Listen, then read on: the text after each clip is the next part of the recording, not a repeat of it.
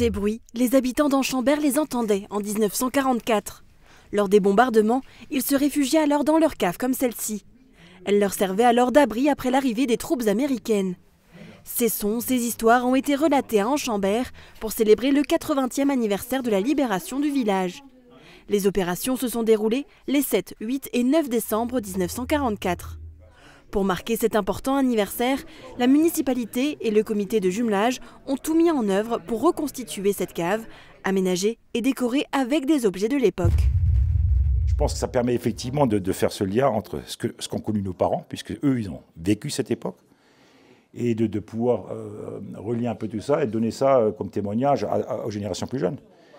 Et quelque part, le rendu, je peux difficilement imaginer qu'on puisse le rendre plus réaliste. On pouvait entendre les bruits, les conditions dans lesquelles justement les habitants à l'époque pouvaient vivre. Et c'est vrai que c'était des conditions qui étaient quand même compliquées.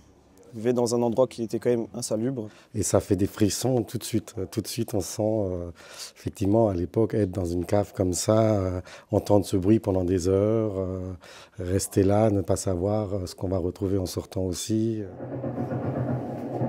C'est la cave de l'ancien presbytère qui a servi de décor à cette reconstitution. Les bénévoles se sont aussi intéressés au travail des militaires. Ils ont recréé un poste de secours et un foxhole, un trou dans le sol qui servait à se protéger pendant une attaque. Toute une exposition avec des panneaux explicatifs retraçant les batailles et la progression des armées était proposée.